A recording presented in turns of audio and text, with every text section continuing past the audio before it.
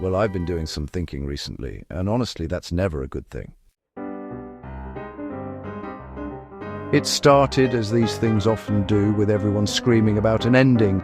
You know the type, the finale that detonates fandoms, spawns 3-hour YouTube autopsies, and retroactively poisons whatever goodwill the show had left. And instead of just shrugging and moving on like a healthy person, my brain went, hang on, when did this become the norm?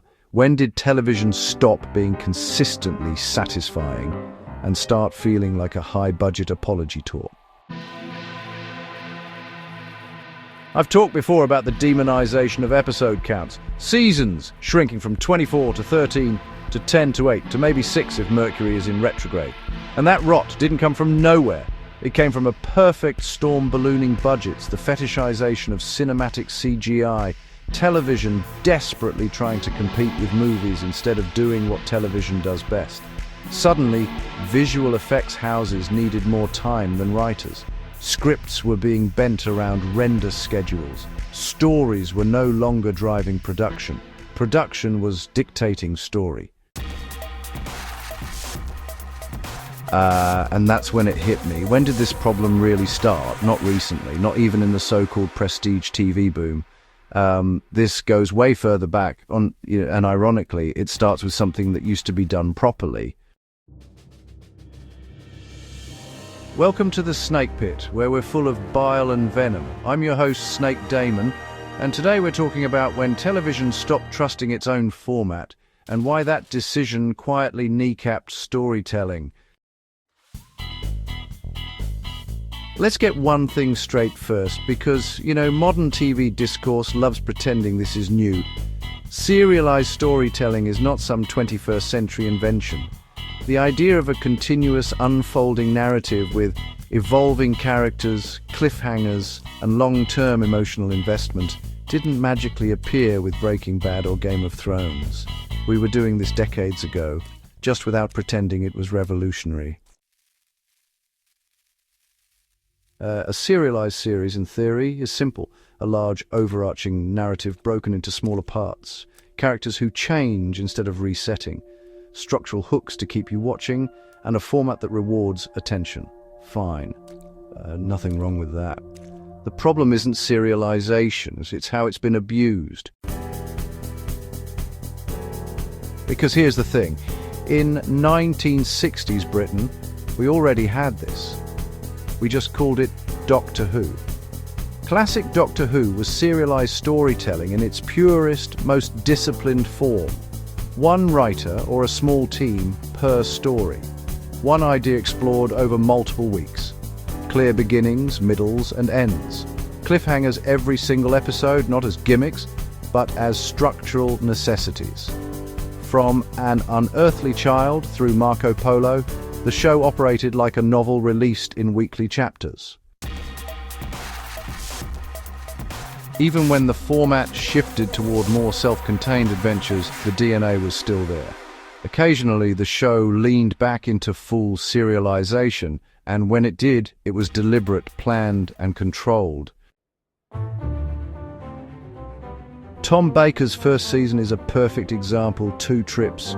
One central location, Nerva Beacon, acting as a narrative spine, partly due to budget constraints, the Time Lords intervening not for spectacle, but for theme. The Doctor asked to prevent the creation of the Daleks by committing genocide. That's not bloat. That's focused storytelling using structure as a weapon.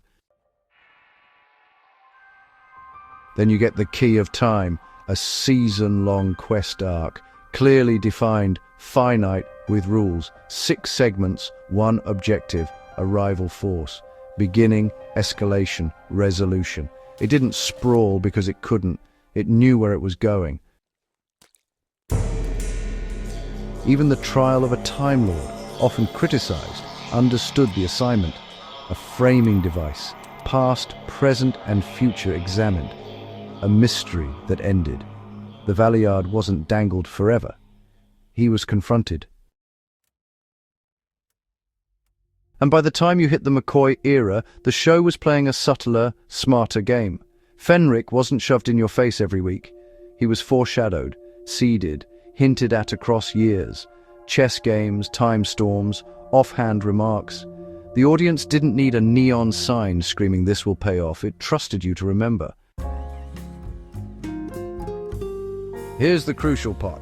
Classic Doctor Who didn't need finales. It experimented with them, sure, but honestly, the satisfaction came from the journey, not a fireworks display at the end. And that's where the rot begins. Because what Doctor Who experimented with later shows industrialized. Buffy the Vampire Slayer is where things shift. And to be clear, Buffy didn't break television. It perfected something. The seasonal big bad, the thematic arc, the sense that everything built toward a climax. It worked because the seasons were long enough to support it. 22 episodes, room to breathe. Monster of the Week episodes that reinforce character, theme, and tone.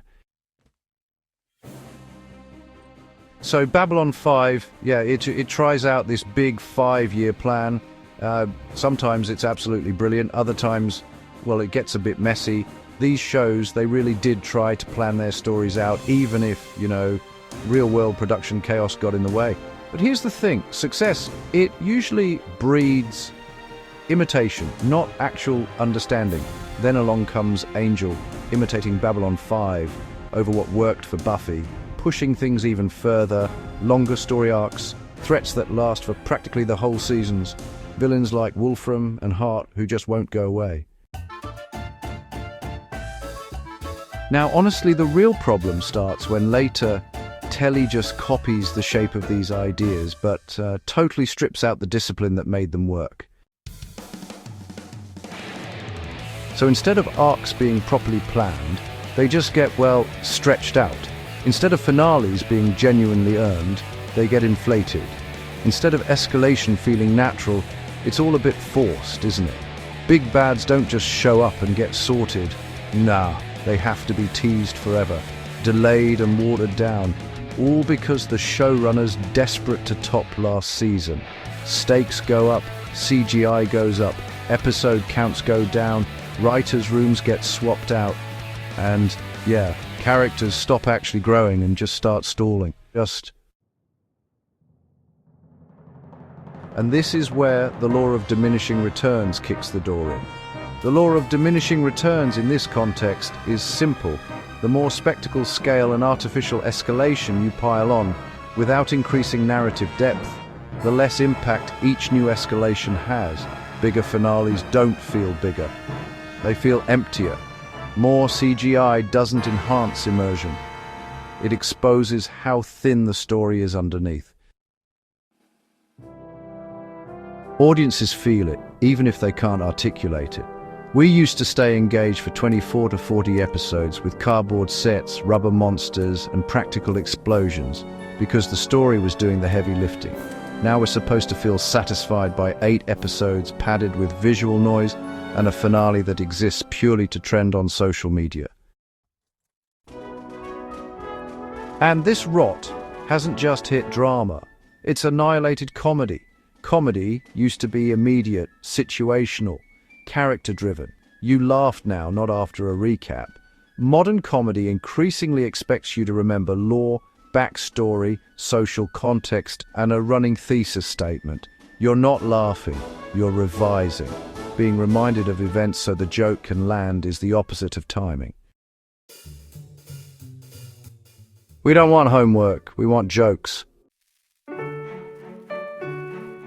So, when did TV really start to suck? Not when it became serialized, not when budgets increased, not even when CGI got involved. It started sucking when television forgot why those tools worked in the first place.